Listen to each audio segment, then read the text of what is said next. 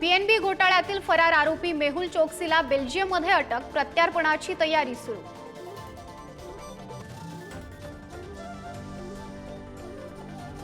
तहव्वूर राणा मुंबई दहशतवादी हल्ल्यापूर्वी दाऊदला भेटल्याचा एनआयएला संशय, एनआयएची चौकशी सुरू.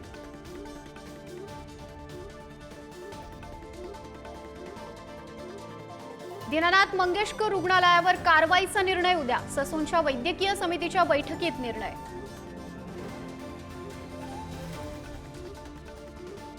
मुंबईतील टँकर संपावर तोडगा निघेपर्यंत आपत्कालीन व्यवस्थापन कायदा 2005 लागू, विहिरी, कूपनलिका आणि खासगी पाण्याचे टँकर्स अधिग्रहित करण्याचे बीएमसी आयुक्त भूषण अग्रणींचे आदेश.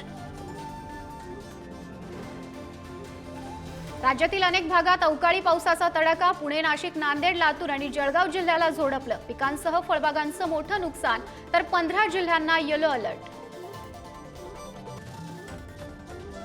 राज्यात एप्रिलमध्ये उष्माघाताच्या रुग्णसंख्येत वाढ, एप्रिलच्या पहिल्या 11 दिवसात 13 जिल्ह्यांमध्ये 34 रुग्ण आढळले, बुलढाणा, नागपूर, परभणी, गडचिरोली जिल्ह्यात सर्वाधिक रुग्ण.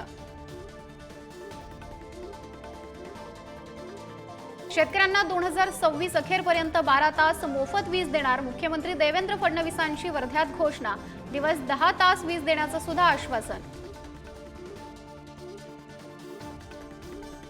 डॉक्टर बाबासाहेब आंबेडकरांची आज 134वी जयंती, मुख्यमंत्री फडणवीस, दोन्ही उपमुख्यमंत्र्यांचं चैत्यभूमीत अभिवादन, दीक्षाभूमी आणि चैत्यभूमीवर शेकडो अनुयायांची गर्दी.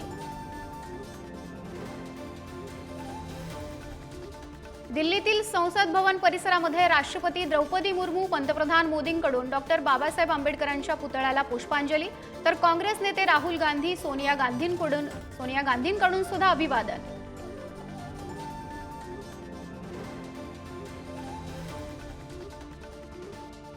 कोल्हापुरामध्ये मोठ्या उत्साहात अंबाबाईचा रथोत्सव संपन्न, अंबाबाईची उत्सव मूर्ती आणि रथावर फुलांचा वर्षाव, ज्योतिबाच्या चैत्र यात्रेच्या दुसऱ्या दिवशी पार पडतो रथोत्सव.